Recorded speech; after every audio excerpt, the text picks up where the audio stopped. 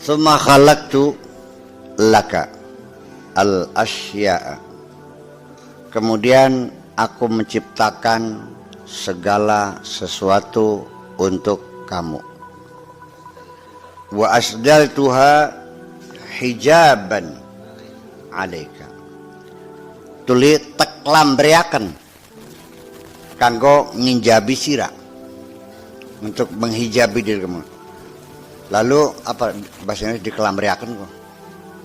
Iya, sampai akan di layar tuh dilepas, kelirnya tuh prat turun bawah. Apa yang bahasa Indonesia kok? DPR diceber. Ya weslah. Kemudian aku kelambrekan sebagai hijab atas dirimu. Summa hajabtuka binafsika. Setelah segala sesuatu yang kuciptakan itu menjadi hijab atas dirimu, kemudian dirimu juga kujadikan sebagai hijab. Itu hijab pertama adalah al-asya, materi yang ada di sekitar kita ini, alam dunia maksudnya. Hajabtuka binufusil akhirin. Yang hijab yang ketiga yang menghijab kamu adalah diri orang-orang selain kamu, sahabat kamu, anak kamu, istri kamu, mertua kamu, dan semuanya, pemerintah kamu, rakyat kamu, orang-orang lain juga sebagai hijab. Wa ja'altu kulla syai'in yad'uka ila nafsihi. Dan semuanya itu akan mengajak untuk kepentingannya sendiri. Wa ja'altu kulla syai'in yad'uka ila nafsihi. Dan semuanya itu kubuat mengajak kamu untuk kepentingannya sendiri. Wa yahjibu anni. Dan lalu akan menghijab dirimu dari aku. Jadi pirang hijab ini. Satu adalah materi sekitar kita. Yang kedua, dirimu sendiri. Yang ketiga, diri orang lain. Ada 3 hijab. Semuanya itu akan menutupi dirimu. Tidak bisa melihatku. Siji babi katon, telung lapis pisan.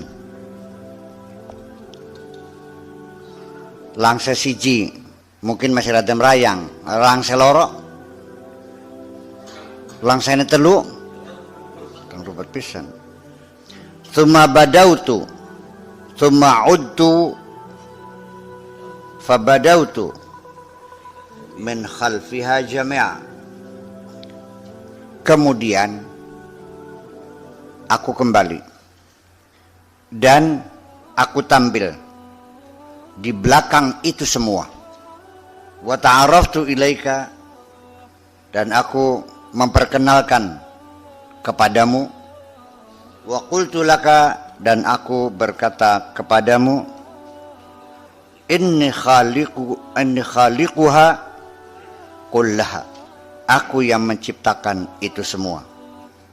Wa inni akhlaftuka 'alaiha, dan aku serahkan kekuasaan kepadamu untuk mengaturnya.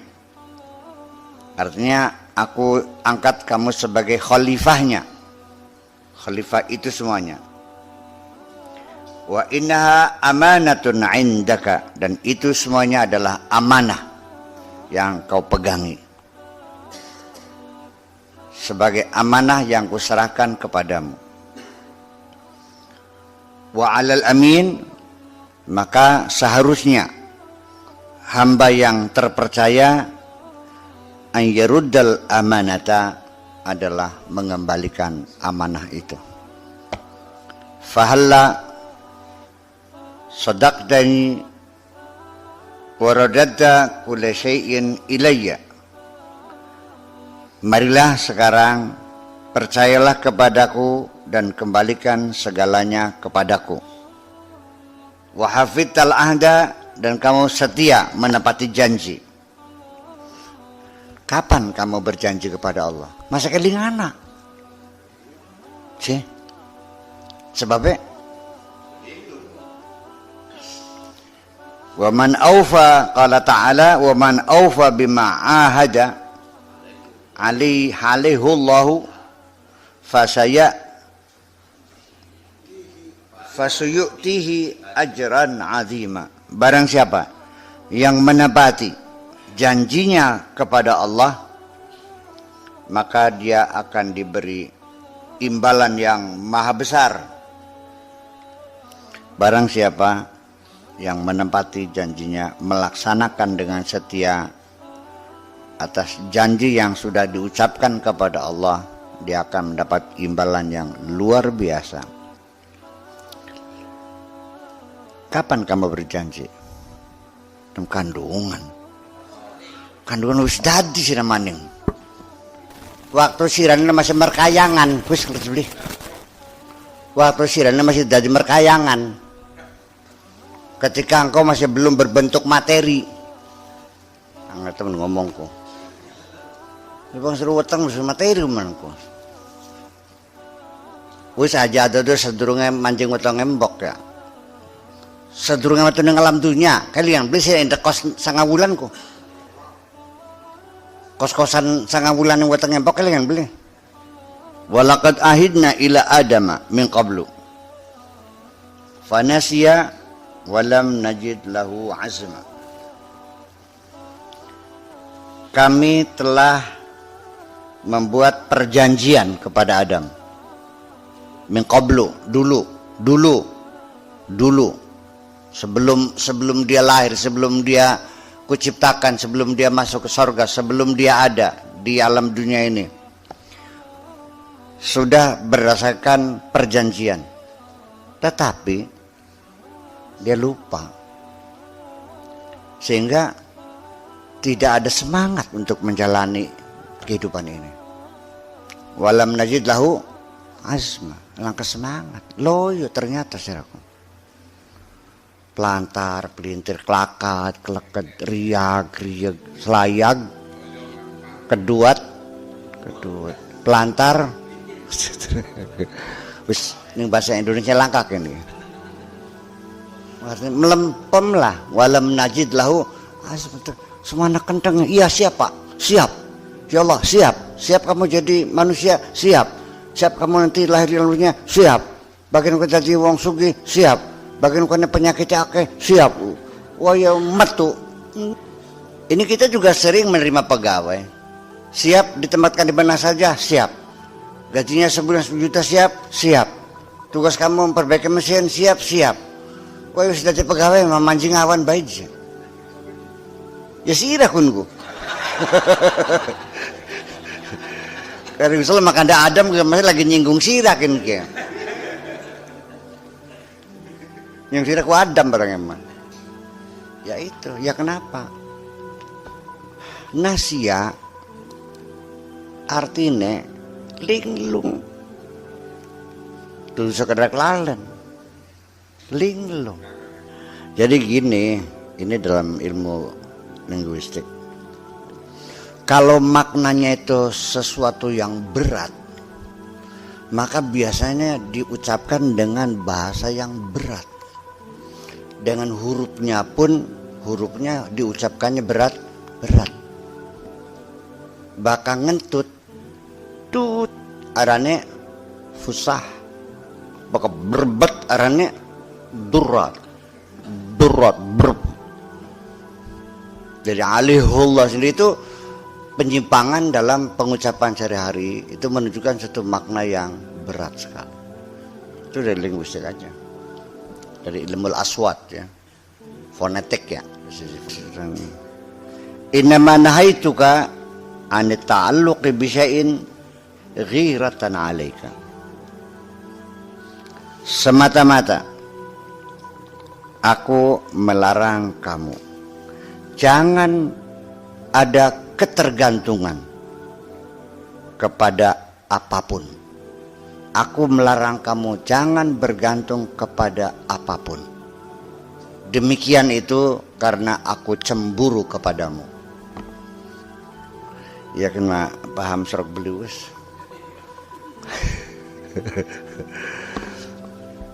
Iya, sebab mungkin kita nggak mengerti Allah cemburu tuh ya. Yang kita lebih bikinnya siapa? Di eman mangsa wurunga siraku. Sing makan sira siapa? Sing merasakan sira siapa? Ya kenapa kamu masih bergantung kepada yang lain? Ya itulah. Dibilang tidak mengerti yang bisa baca kitab kuning. Kadang-kadang hafal Quran pisan. Kadang-kadang sampai batu keireng. Ngewer-ngewer tas sampai sadina-dina. Tapi dia 100% tergantung, sangat bergantung bukan kepada Allah. Bergantung apa? Kepada. Nah itulah. Saya diuji, kasih sakit mata. Saya diuji tadi hukum nih. Menurut Anda saya dihukum? Belum tentu juga. Bisa jadi hukum, bisa saja disiksa.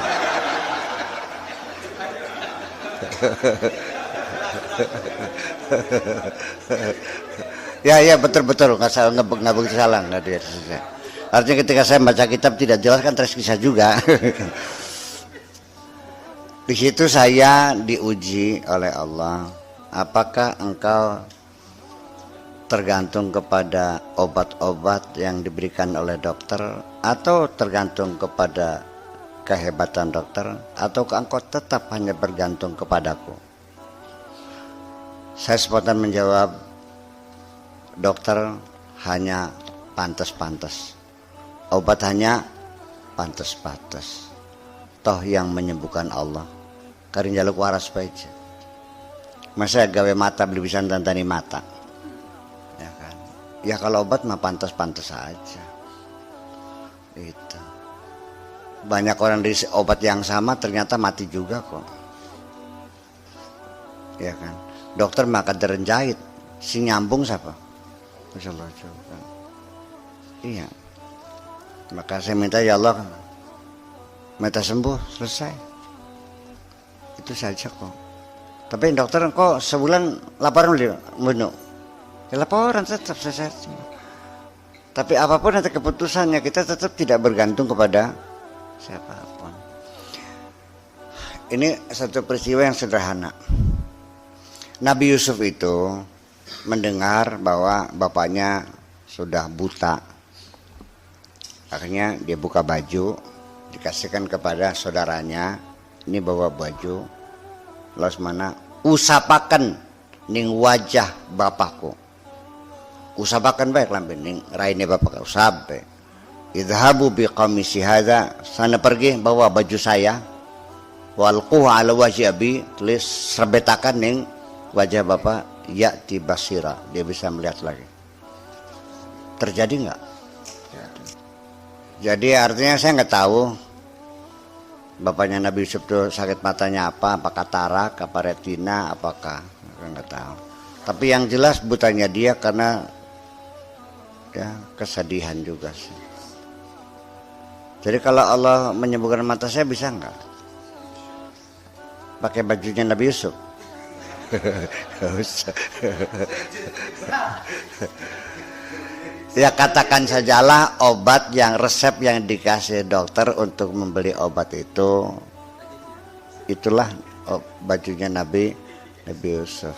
Jadi ketika saya datang obat, idhabu biqamisi hadza falquhu ala wajhi abi ya'ti basira. Saya kira semacam itu. Tetapi nanti ya udah dah gitu aja. Semoga-moga hari ini sudah lebih baik dari kemarin kok. Daripada kemarin harus kelihatan. Bahkan dengan ini juga sudah bisa kelihatan sih, cuma kurang jelas. Kenapa demikian? Karena Allah sangat cemburu kepada kamu. Yang mencintai kamu itu nggak ada. Yang mencipta kamu hanya satu, hanya Allah aja kok. Selain Allah mah semuanya juga punten, langsung tidak langsung, besar dan kecil, masih terselip ada kepentingan, tujuan. Bahkan kepengen karo Pak Kiai adalah kepentingan juga. Betul nggak? Yang nggak bisa dipungkiri. Tapi Allah mah nggak ada kepentingan, yang dia nggak butuh apa-apa sih. Sengaja dia menciptamu untuk memberikan kasih sayangnya kepadamu. Kok masih juga bergantung pada orang lain? Wis ki maji adu-adu, sira duwe anak beli. Haji Warsa duwe anak beli Haji. Duwe. Nun. Oke. Iya. Di sekolah ning kedokteran. Ya beli. Wes sira mah kari belajar apa sing bener sing serius, belajar sing lokal sampai sarjana. Urusan kebutuhan kamu beli buku, SPP segala macam kita buang semester itu semuanya urusanku. Tiba-tiba anaknya sok jaluk duit nih wong sejen. Bapaknya beruke. Nyewat kira-kira. Itu iya. Kalau Allah tersinggung enggak? Ada satu cerita bahwa setelah seorang murid itu menamatkan di padepokannya, di padepokan seorang waliullah lah dalam pembinaannya, irsyad, dia ingin belajar lebih tinggi lagi. Kata gurunya gini, ya sudah, wis ilmu kita tekan kene. Ilmu saya sudah sampai di sini dan kamu sudah menguasai lagi. Kalau kamu ingin meningkat lagi ya silakan cari guru yang lebih dari saya. Di mana? Di Jabal Lubnan, di pegunungan Lebanon. Silakan sana kamu belajar. Ini murid udah pinter banget nih, artinya sudah setara dengan gurunya lah. Tapi dia ingin lebih meningkat lagi, pengen lebih banyak tahu lagi. Berangkatlah dia ke Jabal Lubnan. Katakanlah gurunya namanya Syekh Abdullah. Setelah ketemu ternyata dia nggak punya padepokan, jadi nggak punya tempat tinggal. Jadi di kebun sana nanti pindah lagi gitu. Ada apa nyari saya? Saya ingin berguru, nggak bisa. Tolong, nggak bisa. Melayu digedang, ngumpet digulat terus tolong aja. Aku tidak mau mengajari kamu, selesai. Tapi saya nggak ada tapewonya, nggak mau. Soal ubek-ubekan gitu, tetap kencang. Tidak mau menerima sebagai murid. Saya tidak mau mengajari kamu. Ya sudah, kalau tidak mau, tolong saya padu ada hasilnya saja. Ajari saya satu kata saja. Oh gitu, iya. Dia bilang, ketahuilah bahwa Tuhanmu maha cemburu. Ya'raf bi anna rabbaka mighyar. Katakan bahwa Tuhan maha cemburu. Dari dia mengenal Allah maha cemburu, dia langsung melejit menjadi min akabiril aulia. Ya itu. Karena tidak semua orang bisa paham Allah maha cemburu. Udah, sekarang saya mau tanya dulu. Allah maha cemburu ya? Pak Haji Sulaiman Saleh, saya nanya nih. Pernah enggak Anda mencintai seorang perempuan? Pernah. Ketika dia sedang berbincang-bincang dengan lelaki lain, apakah ada kecemburuan di dalam diri Anda? Oh, belum pernah. Ya wes. Semari. Kita koneng Haji Wawan. Ya, pernah Anda jatuh cinta perempuan? Pernah. Ketika dia berbincang dengan laki lain, ada munculkah kecemburuan Anda? Seperti apa yang Anda rasakan dalam kecemburuan Anda? Ini kita mendetail ya, biar paham. Pada bakal dicabuk itu kan boleh paham pisan tuh. Allah maha cemburu, kan beli banyak akal disirah. Ketika udah deh, saya mau nanya deh, ada nggak yang pernah mencemburi pacarnya? Suruh ngacung siapa? Ya, oke, sekarang Wawan punya cemburuan. Dia sedang berbincang dengan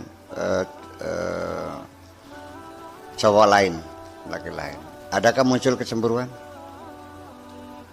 Apa yang Anda rasakan dalam kecemburuan Anda pada saat melihat pacar Anda berbincang dengan lelaki lain?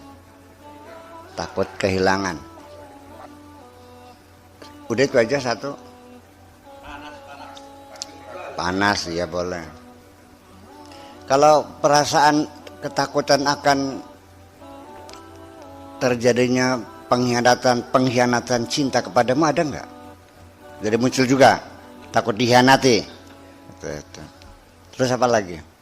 Takut kehilangan gitu. Anda kan nggak pernah menganalisa perasaan diri Anda sendiri kan selama ini. Pur-puran baik kah? itu kelemahan kita kan. Kita ini sebetulnya kita ini bangsa yang paling malas berpikir loh. Sealam dunia bangsa yang paling malas berpikir kayak bangsa Indonesia. Apa gini?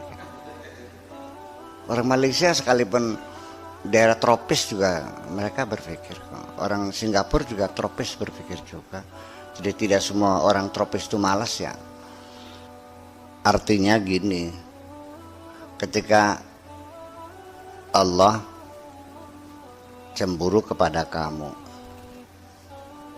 satu yang menjadi masalah kecemburuan kamu kepada pacar kamu yang sangat kamu cintai, itu ada kekhawatiran dia akan berbagi cinta. Ternyata iya, jadi pacar akeh, koleksi, iya kan, semacam itu. Tetapi ketika dia mengatakan, Bang, ini keponakan saya, selesai nggak cemburunya? Selesai. Bang, ini dosen saya sedang nyusun skripsi, selesai. Bang, cintaku hanya tetap kepadamu. Iya, ini urusan bisnis, urusan segala macam, sudah selesai. Tapi ketika Anda mengetahui kekasih Anda ternyata mencintai lelaki lain, itulah kecemburuan mengamuk luar biasa. Bisa tekan dicacak dan ditelulas ini. Itu persoalannya. Jadi silakan kita bergaul dengan siapapun di dunia, tapi jangan kau berikan cintamu kepada siapapun. Karena Allah Maha Cemburu. Anda kekecewaan yang Anda tanggung ketika Anda tahu bahwa perempuan yang sangat kau cintai itu ternyata dia mencintai lelaki lain. Ini yang disebut dengan high treason, al-khiyanatul kubra, high treason, al-khiyanatul kubra, pengkhianatan yang maha besar. Makanya sekali lagi Allah itu maha cemburu. Pulane kadang Allah sangat marah sekali ketika seorang hamba sudah dinobatkan sebagai sang kekasih, ternyata dia masih mencintai yang lain. Kalau seandainya engkau bukan kekasih, nggak ada urusan. Kecemburuan hanya muncul terhadap sang kekasih. Betul nggak? Tahu nggak ada kekecewaan orang yang dikhianati cintanya? Sampai tekan nginung begon, bunuh diri di kertas mayana, tapi beli mati. Malah ampek ya waras dia. Ya. Ada yang di kereta api, Mendes. Sia-sia hidup. Hidup ini tak ada artinya tanpa dirimu. Ternyata Pak demenane kawinnya karo wong wadon sejen. Pada 5 tahun pacaran. Wis diwes-wes entok coba bersih gitu. Tiba-tiba ditinggalkan kawin dengan perempuan lain. Yang yes, kayak wong bebasuh kan diwes-wes kan. Pesu kabeh. Makanya saya selalu menafsirkan ketika ada masalah, seorang anak memaksakan diri dengan pilihannya. sampai orang tua tidak dihiraukan. Saya katakan ini berarti sudah terlalu jauh saja kok. Bukan karena cinta menggebu, tidak, tapi karena sudah terlalu. Nah seperti itu. Jadi ilmu yang sangat tinggi ternyata adalah dimiliki seorang murid yang ingin meningkatkan ilmunya hanya satu, ketika dia menyadari bahwa Allah Maha Cemburu. Kalau Allah Maha Cemburu, sedikit gerak pun yang mencurigakan bisa menimbulkan kemarahan. Iya tak boleh. Assalamualaikum. Bari mesem, waalaikumsalam. Wah tampak sih. Wah bikin ke. Kira-kira panjang ngir kencing sih kok. Ya Allah ya Rabbi.